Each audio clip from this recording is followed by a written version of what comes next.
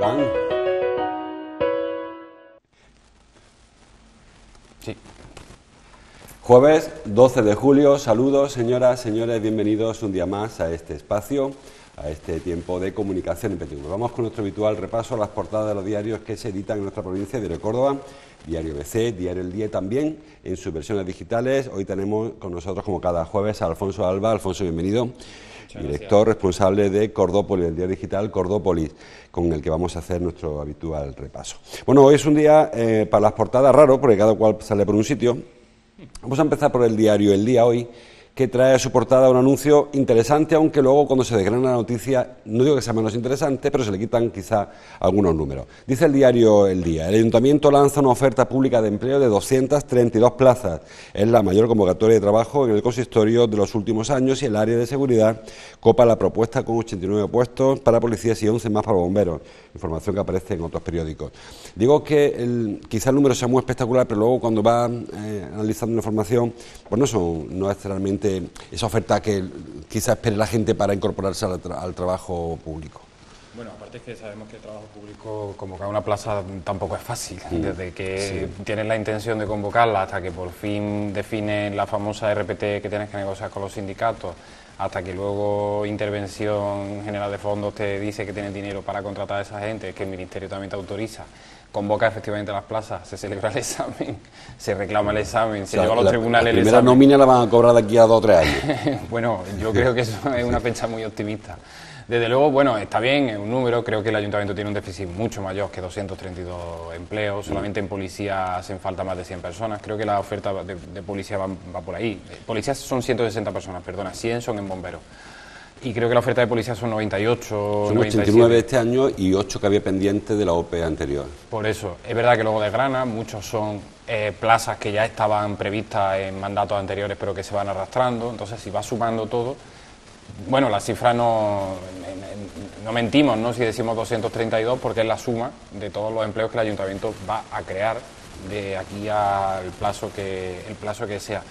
Es cierto que probablemente en este tiempo, en el tiempo en el que se cubran esas plazas, haya más de 232 empleos que se pierdan, pero no porque vayan a despedir a nadie, sino porque el Ayuntamiento tiene una plantilla muy envejecida y hay mucha gente que se va a jubilar ahora. Por ejemplo, del primer mandato municipal, aquel mandato en el que se contrató a muchísima gente, del 79. Del 79 al 83, porque hacían falta muchos contratos. Recordemos, por ejemplo, que Aucorsa se municipalizó en ese mandato, que Maxa también creo que se creó en ese mandato.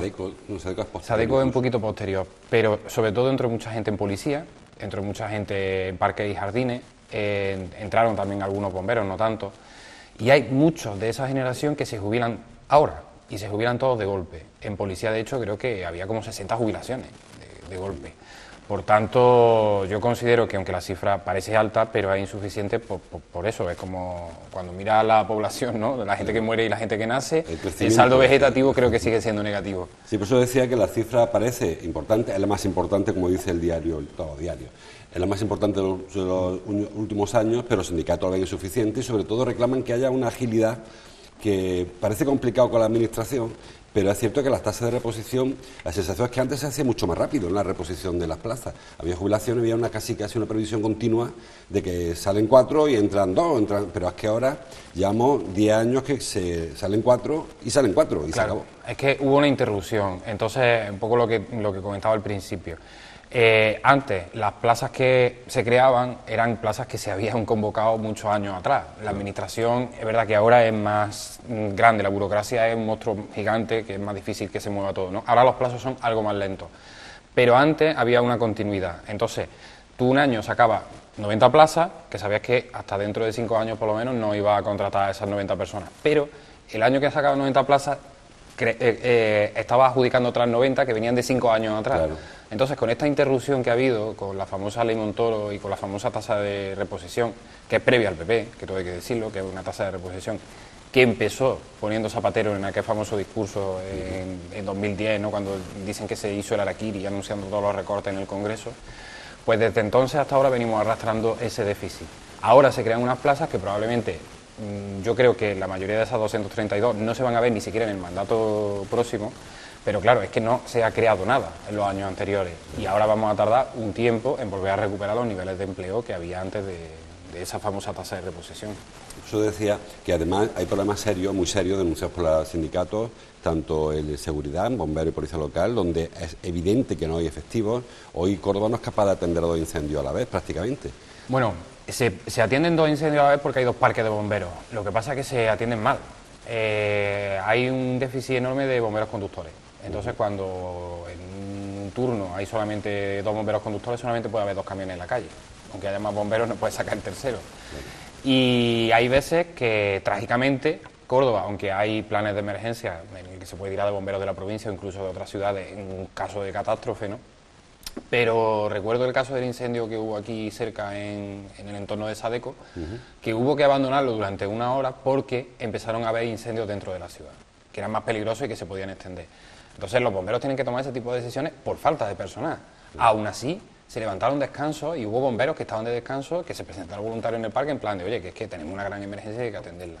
Y sí, desde luego tenemos un gran problema de seguridad. Yo pronostico que el año próximo, desde aquí ya lanzo una apuesta, pero vamos a tener problemas para atender los eventos de la ciudad con la policía local. Y esa otra, porque encima no cobra las pagas, las horas extras. Con Sí, lo cual... intervención ha parado, ya han levantado el reparo en el último pleno, o sea, ya lo van a cobrar, el del 2017, o sea, no el del 2018.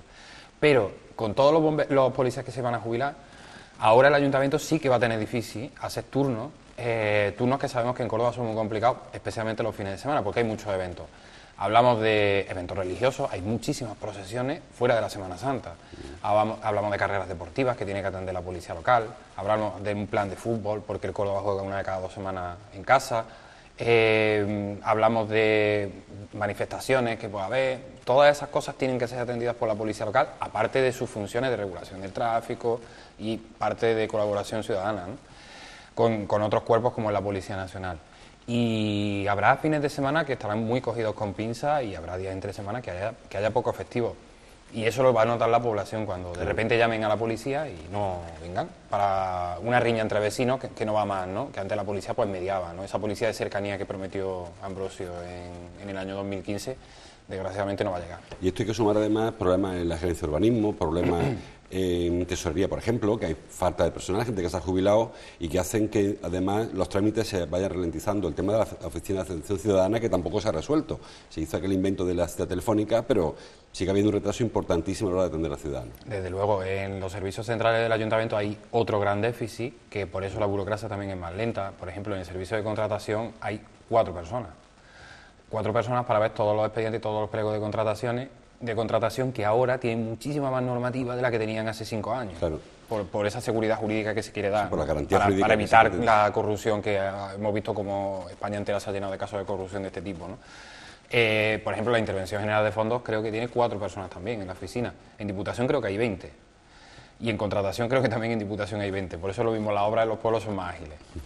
En tesorería también hay graves problemas. En el momento en el que un funcionario te falla, es que se van a cobrar las nóminas porque se cobran, ¿no? Pero que los funcionarios, que parece que no, pero que muchos de estos, de los que te estoy nombrando, van a trabajar también por la tarde, fuera de su horario laboral. Intentan sacar también el trabajo por delante, pero tienen solamente 2 manos, tienen 2 ojos y un cerebro, no pueden con más carga de trabajo. Bueno, pues por eso decía que son cifras importantes, pero en absoluto solucionan el problema, que lo tiene y mucho el ayuntamiento. El diario Córdoba sale con un titular que es una estadística en su portada. Dice: 290 cordobeses perdieron el carnet de conducir en el año 2017. Bueno, la causa es básicamente la velocidad. Aquí estamos a lo de siempre, ¿no? El equilibrio de siempre la DGT nos pone que no es por recaudar, que es por seguridad ciudadana. Lo cierto es que hay algunos radares que están puestos de una manera, dirán que no es por recaudar, pero están puestos en el sitio justo para darnos el sablazo y para enganchar al conductor, porque no hay un sitio peligroso especialmente, ¿no? En este sentido no hay interrelación, no hay relación entre las multas y los accidentes, porque por esa misma regla de 3 que utiliza tanto José Antonio Rosa, nuestro amigo, cuanto más multas, habría menos accidentes. Sin embargo, la siniestralidad ha ido creciendo al tiempo que crece la multa. Parece que no es la solución sancionar, porque se habla mucho del palo y zanahoria. Si le doy al conductor el castigo, pues lo obligo a reducir la velocidad, pero al final estamos viendo cómo la siniestralidad avanza y las multas también. Yo creo que ahora hay un problema con la infraestructura, de nuevo. Me parece que son 290 cordobeses, me parece que son pocos, desde mi punto de vista. Bueno, tampoco tengo ahora para comparar, ¿no? Pero son 240.000 multas, ¿eh? Parece que no todas llevan aparejado la pérdida del carnet. yo noto que en la carretera se corre mucho menos de lo que se corría antes. Ahora sí tememos a los radares. De hecho, la DGT cada vez está estrenando más tecnología para multar más. También creo que se multa más porque se puede multar más. Antes no se veían tantas barbaridades como se veían ahora y no se multaba tanto. El radar es un invento relativamente reciente, pero es que ahora te monta un radar, un coche de la Guardia Civil, puede haber un radar en un dron, te puede multar el helicóptero que está volando a 2 kilómetros de altura y tú no lo ves. O sea, ahora es más fácil que te multen que antes. Aún así yo creo que los conductores son ahora bastante más prudentes precisamente porque es verdad que les duele el bolsillo. Pero yo creo que el aumento de la siniestralidad tiene mucho que ver con la infraestructura. Estamos viendo como la Nacional 432 es una carretera que está muy deteriorada, aparte de que es una carretera antigua. Granada-Badajoz, puedo entender. La Granada-Badajoz. Especialmente en los tramos de Baena, de Castro del Río, de Espejo. Ahí son tramos muy complicados, hay mucho tráfico pesado, el tráfico pesado deteriora mucho la infraestructura, se adelanta en esa zona con carreteras que no están preparadas para determinadas velocidades. Y hemos visto lo que ha pasado aquí con la autovía, en la A4, con un acceso mal construido, donde ha sido quitar el acceso y ya no hay accidente. Hoy ha habido un accidente, pero en el otro lado de la carretera, en dirección Madrid. O sea, yo creo que tiene mucho que ver también con esa infraestructura y creo que debería haber un plan ambicioso de reparación de infraestructura a nivel nacional, incluso que aquí en Córdoba se notaría mucho. La autovía que tenemos es una autovía que se construyó para la Expo del 92, han pasado 25 años, 26 años va a ser ya de la Expo del 92, o sea, ya le va tocando un poquito de chapa y pintura de una autovía que ya no se hizo bien, porque ahí está la curva de la Cuesta del Espino. Lo del accidente lo traéis vosotros, soy el único periódico que trae la portada hoy. El accidente no pasa, realmente no se sabe muchas cosas. Sí, hay un motorista herido. ¿Un motorista herido ahí? Sí, hay un motorista que ha chocado con un camión y el camión creo que ha hecho un quiebro raro y se ha cortado un carril y luego la retención han cortado el segundo. Pero vamos, ha habido hasta 8 kilómetros de retención. Se anunció hace unos días que iba a haber un asfaltado de la Nacional 4, de la A4, que a mí me sorprendió mucho que se utilizara el verano, que es cuando más tráfico se supone que hay, yendo hacia la costa, ¿no?, para asfaltar la carretera. Había todo el invierno para asfaltarla, o incluso al menos la primavera, y sin embargo ahora, porque eso obligará a cortar carriles, lógicamente. Eso obligado a cortar carriles, desde luego. Yo creo que hay más tráfico largo en verano, pero creo que hay menos tráfico interno y se molesta menos al ciudadano que usa todos los días la autovía. Pero como es lo que yo considero. Ronda. Como ronda urbana sí, pero el que va a Sevilla... Urbana, desde luego, sí, no, pero el que va a Sevilla sí que va a tener una gran molestia. Entiendo que se elegirá pues la madrugada, ¿no?, para asfaltar, y es verdad que luego, mientras aquellos fraguas y demás, necesitarán estar cortados por lo menos un par de días, pero sí, es sorprendente. Las fechas son las que son y yo creo que de todas formas es una obra que urge. Es como, bueno, pues nada, habrá que aguantarse mientras esto se hace porque luego se va a ganar mucho. Hay tramos en la autovía Sevilla criminales, la parte de Écija, por ejemplo, aquello no puede entender cómo está permitido ir a 100 o 120 por ahí, no sé qué velocidad, porque aquello es un bache continuo, es una cosa, una zona muy deteriorada que se parchea frecuentemente. Pero que lleva estando deteriorada muchísimos años. Yo recuerdo cuando nosotros íbamos a Sevilla, que estudiábamos, estudiantes de Fena Núñez, en el año 98, ya aquel tramo lo llamábamos el Dragon Khan, porque es que parecía una... Son toboganes. Son toboganes. Entonces tú ibas en un coche, normalmente viejo, con malos amortiguadores, y es que te descoyuntabas allí. Y hoy sigue igual. Y allí hay otra zona, son puntos negros donde suele haber accidentes. Hay camiones que acaban volcando porque la carga se mueve, hay coches que, en fin, que tampoco tienen una dirección adecuada. Y hay problemas, y hay gente que va muy rápido y vuela directamente. O sea. Bueno, vamos con el diario ABC. El diario ABC dedica su portada, la 1, la dedica a un tema nacional y la página 2 a un tema andaluz. Bueno, rápidamente, con el tema de la página 1 del ABC. Todos sin urnas y con 84 diputados, lo tienen con foto del presidente del Gobierno, de Pedro Sánchez, y una relación de actuaciones que se prevén. Algunas no saldrán porque, como dice el diario ABC, no hay mayoría suficiente, parece, pero la verdad es que es un programa muy ambicioso. El ABC deja intuir que más que un programa de gobierno, porque pueda no llevarse a cabo, un programa electoral para las siguientes elecciones, porque hay cosas que no va a dar tiempo, por mucho que corran, y luego además va a encontrar la posición del PP en el Senado, seguro, y hay propuestas que obligan, que hace falta el refrendo de una Cámara que no cuenta para nada, por mucho que negocie. Bueno, yo creo que el gobierno de Pedro Sánchez es consciente de que con 84 diputados no puede sacar adelante muchas iniciativas. Entonces, dentro de sus labores dentro de sus competencias como presidente y teniendo la firma en el BOE y en el Consejo de Ministros, trata de hacer todo lo que puede sin enfrentarse a perder una votación. Aún así, Es verdad que ya están saliendo cosas adelante propuestas por Moncloa y refrendadas por el Congreso, como por ejemplo la reforma de Radio y Televisión Española, que ya por fin se ha hecho con consenso después de todas las patas que se han metido al principio, ¿no? Y a mí me parecen movimientos interesantes. Tienen muy poco margen de maniobra, lo sabemos, los presupuestos son los que dejó el PP hecho, hay unos acuerdos presupuestarios también con Europa, que Pedro Sánchez nunca ha dicho que no vaya a cumplir, los va a cumplir absolutamente todos. Eso te deja poco margen de maniobra, pero sí que es un gobierno que puede hacer otro tipo de cosas, ¿no? Como lo de la ley de la memoria histórica, por fin se van a dedicar fondos a la ley de la memoria histórica, por fin se va a trabajar por sacar a Franco del Valle de los Caídos, que es un gesto tan importante, ¿no? Como poner fin a la transición, definitivamente, sacando a Franco de allí.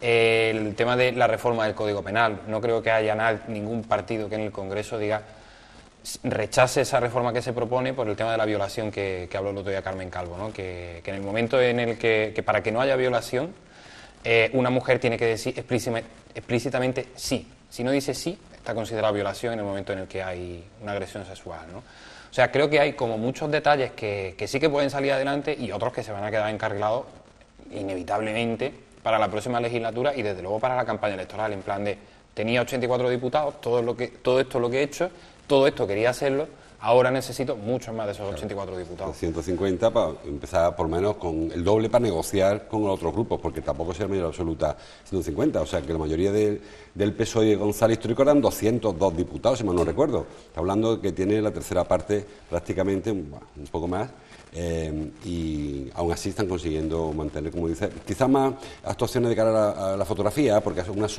no cuestan dinero, son muy fotográficas, la ley Mordaza no vale dinero y se deroga una parte. Sí, pero es muy importante porque se están multando con 600 euros a gente que se manifiesta. Yo digo que cuesta dinero para el Estado aplicarlo. Desde luego, no, hay gestos que no son compromisos presupuestarios, simplemente son compromisos sociales, que muchas veces casi es lo que le pedimos al gobierno, ¿no? No nos cobren más impuestos, arregla la infraestructura y, bueno, y leyes justas, ¿no? Creo que derogar la ley Mordaza es una ley justa. Parece que van a reformar por fin la ley de racionalización del medio local y los ayuntamientos van a poder dedicar su superávit íntegro a obras dentro de los municipios, que eso sería muy importante porque Córdoba tiene 30 millones de euros de superávit. No sé, es que son muchísimos gestos que a mí de verdad, ya te digo, me parece muy importante. Me sorprende que se critique, sobre todo porque yo creo que era lo que queríamos, ¿no? Que acabara la mayoría absoluta, que acabara el rodillo en el Congreso y que los partidos tuvieran que llegar a acuerdo. A mí me parece muy interesante y muy importante que los partidos en España se pongan por una vez de acuerdo y saquen adelante iniciativas conjuntas. Unas se ganarán, otras se perderán, y si se pierden será porque no lo quería la mayoría. Parece que ese es el camino. El diario El Día publica una foto en su portada, una foto de Juan Ayala, del nuevo mirador que se inauguró anoche, mirador de la calle Osario Romano, otra forma de disfrutar de Córdoba. La verdad es que muchas veces, Alfonso, te pasará a ti, que tú vienes de pueblo del sur, de parte de la campiña, que la entrada sur de Córdoba no es una entrada bonita. La de los Visos sí que es verdad que es una vista interesante, pero la de la Catedral de Castro, que es un poco la que pilla ahí, que es una entrada muy noble en teoría, porque llega directamente al puente romano, nunca se ha puesto en valor. Tenemos una zona deteriorada, urbanísticamente deteriorada, las casas no están bien conservadas, los acerados tampoco, hay un lío tremendo de tráfico, te metes por una calle, y el mirador de Osario Romano puede ser el primer paso para recuperar esta perspectiva de Córdoba. Sí. Yo recuerdo hace muchísimos años, en el año 2009, llegó una propuesta a la Gerencia de Urbanismo ya para construir este mirador, ¿no?, de Osario Romano. Sobre todo, hablaba un grupo cordobés, se llama Colaborativa, un grupo de arquitectos, hablaba de una manera de integrar zonas muy separadas del casco histórico y de la zona bonita de Córdoba dentro de la ciudad, como el Campo de la Verdad. Y ponía este ejemplo, en plan de, tenemos un sitio muy desconocido que se ha convertido desgraciadamente en una especie de vertedero, en una terrontera, ¿no?, que llamamos en Córdoba, sí. Una zona muy degradada, pero que tiene la que ellos consideraban la mejor vista de la ciudad, porque es lo que has comentado tú ahora mismo, ¿no? Es la entrada por la zona noble de la ciudad y es la entrada por el Campo de la Verdad. Un Campo de la Verdad histórico, porque hay casas del Campo de la Verdad que tienen 5 o 6 siglos. De hecho, hay una pequeña parte del Campo de la Verdad alrededor de la Calahorra que está protegida como patrimonio de la humanidad incluso, ¿no? Y bueno, creo que es una obra que dignifica mucho una zona, que dignifica mucho el barrio, un barrio con muchísimo sabor popular, y ojalá se convierta en un sitio de moda para los turistas para ir a hacer las fotos de Córdoba. Esta foto que tú quieres tener de todas las ciudades, de decir, mira, estoy aquí y aquí me reconozco. Que no solamente sea allí al lado de la Calahorra en el río, sino que haya otra foto incluso más bonita que es esta, porque es que recoge todo el conjunto de la ciudad con la sierra detrás. Aquí tenemos la foto de esta espectacular de Juana Ayala. Nosotros también traemos una galería gráfica hoy de Alex Gallego y la verdad es que, no sé, yo estoy deseando ir, ¿eh? Sí, pero lo que decía Alfonso es que no basta con hacer un mirador, hace falta hacerle accesos, hace falta porque en la zona que yo creo que la zona natural de entrada al casco, que es por el Puente Romano, sería la carretera de Castro, que es una calle muy rara, la Avenida de Granada es una calle rara, que también te obliga a hacer una serie de vericuetos, te conduce hacia el puente de San Rafael. Creo que eso habría que también agilizar algún tipo. Hay un plan en la gerencia de urbanismo también, que creo que además está como muy olvidado, de convertir todo el entorno de la Calahorra en el punto de recepción de los turistas. Que los turistas no desembarquen como desembarcan ahora en la Ribera, no desembarquen en Vallellano, y que desembarquen todos allí para recuperar esa histórica entrada a Córdoba. Ese era un plan muy ambicioso que prevé, entre otras cosas, la demolición del Colegio Rey Heredia, que prevé la demolición de toda la zona del Miguelito y demás, y la creación de una gran manzana muy despejada junto al que iba a ser el Museo de Bellas Artes. Y ahí era donde se iba a empezar esa rehabilitación que estás comentando de todo el sur, de toda la zona sur de Córdoba, ¿no? De toda esa entrada. Creo que arreglar la Avenida Granada ya va a ser muy difícil, bueno, se ha desentado mucho todo lo que es el cerro y demás, pero creo que podría ser importante que, bueno, aunque tuviéramos esta entrada, los turistas desembocaran allí, le daría muchísima vida también al barrio, e incluso, yo recuerdo, en la memoria de ese proyecto se hablaba de que podía ser una zona perfecta para la construcción de futuros hoteles o de futuros apartamentos turísticos e intentar descongestionar un poco lo que era el casco de Córdoba. Pero eso vale dinero y por ahora, además con el Rey Heredia hemos topado porque habría que demoler Rey Heredia, que eso no le gusta a nadie. Habría que también demoler Miguelito, donde se come muy bien. O sea, creo que es un plan muy ambicioso, pero que no vamos a ver ni tú ni yo. Hay que recordar que muchas ciudades tienen su Paseo de los Tristes de Granada, el Belvedere de Roma, que son esos sitios a los que va, como decía Alfonso, a hacer de la foto. El Belvedere era el barrio de Alberti, creo recordar, donde vivía Alberti, que le encantaba la vista sobre Roma desde el Trastevere, de la otra parte del río Tíber. En Florencia pasa igual, con el Oltrarno, la foto, y en Córdoba no tenemos esa foto, hay que irse allí a la Calahorra. Ahora tenemos ya el mirador de Osaro Romano, pero repito, hace falta un poco más, porque va a quedar un poco de ruta prohibida, casi. Aparecerá la guía esta de internet, vaya por aquí, va a dar una foto, pero ni el barrio está preparado para un aluvión de turistas, ni tiene acceso ni aparcamiento, la zona donde... No tiene aparcamiento. Hombre, desde mi punto de vista de turista, a mí me resultaría una visita muy interesante solamente por esas fotos, porque creo que ahí vería de verdad la vida de Córdoba. Sí. El turista que viene a Córdoba ahora mismo creo que no se integra y no ve cómo vivimos los cordobeses. Somos como una especie de parque temático, ¿no? Que allí alrededor de la mezquita, ya en la judería no vive nadie, solamente son bares y apartamentos turísticos. Y bueno, en el casco, en el campo de la verdad, por lo menos, pues vería a la señora tomando el fresco ahora en verano, supongo que habrá niños jugando en la puerta, no sé si se ha envejecido mucho aquella zona o no, a los señores jugando al dominó, en fin, lo mismo hasta podría hablar con ellos y sería hasta divertido que muchos turistas hablaran con los cordobeses de allí del campo de la verdad. Yo creo que es un sitio recuperado y muy recuperado todavía para seguir añadiéndole factores a esta iniciativa. La foto del diario ABC, lo estamos parando mucho, es para la compraventa de viviendas, dice que está ya a nivel de antes de la crisis. Ya está sobrevolando la burbuja otra vez porque estamos viendo cómo se están pagando, ya no en cantidad de inmuebles, sino en precios. Y de nuevo se está convirtiendo el ladrillo en refugio de inversores y eso tiene un riesgo, o sea, ya no se compran pisos como ha pasado durante la crisis para vivir, se compran pisos para venderlos, para especular y eso al final tenemos, como se dice vulgarmente, el culo pelado de hace muy poquito tiempo, o sea, que nos pasó ayer prácticamente. Sí, creo que no hemos aprendido nada. La única diferencia es que los bancos no te dan el 100% de la hipoteca, te dan el 80%. O sea, se da el 110%, en la época pre-crisis se dio el 110, 120. Para que lo mueblara, para que te comprara un coche, para que te fuera de viaje a celebrarlo. Sí. Pero no, ahora se da solamente el 80%, lo cual estás ya invirtiendo parte de tu capital y luego intentas recuperarlo.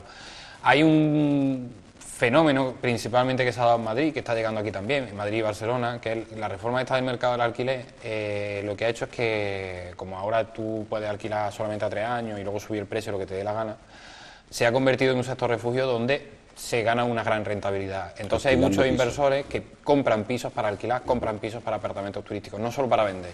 Eso lo que está provocando es que está reventando el mercado del alquiler, es muy difícil alquilar una vivienda en el centro de una gran ciudad, Córdoba es una de ellas, y que está reventando también el mercado de la gente que quiere comprar una vivienda para vivir, ¿no?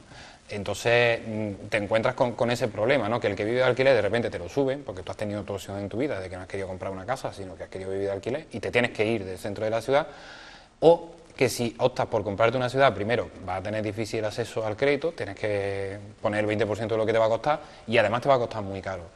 Creo que no hemos aprendido nada y nos estamos enfrentando, estamos hinchando una nueva burbuja, parece que no es tan enorme como la que estalló en el año 2008, pero de momento sigue inflándose.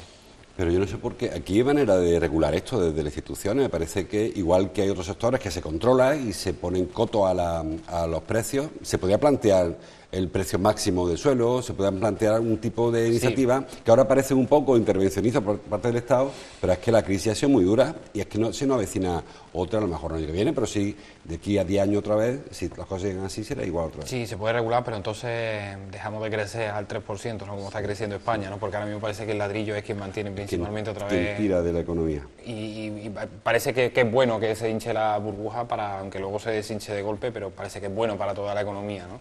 Ahí al menos es donde se está moviendo el dinero y creo que el gobierno no quiere intervenir en eso, aunque haya una gran parte de la población a la que otra vez se le está echando fuera de la vivienda. Bueno, vamos a seguir avanzando muy rápidamente ya. El pleno de antes de ayer aprobó una moción, le hablaba, si recuerda, no de ayer fue el pleno, el martes. El martes. Una moción conjunta, hubo muchas mociones conjuntas, una de ellas fue invertir un 1% creo para proteger el yacimiento arqueológico o para trabajar en ello. Otra de Cordópolis, una de las noticias que está en su portada, es la señalética nueva para el yacimiento de Cercadilla, que yo creo que es la gran... asignatura pendiente. Una vez superado Minazara, entre comillas, nos toca recuperar el pasado romano y con el palacio todo romano mejor que hay en todo Occidente europeo y está ahí tirado entre las vías del tren, entre escombros.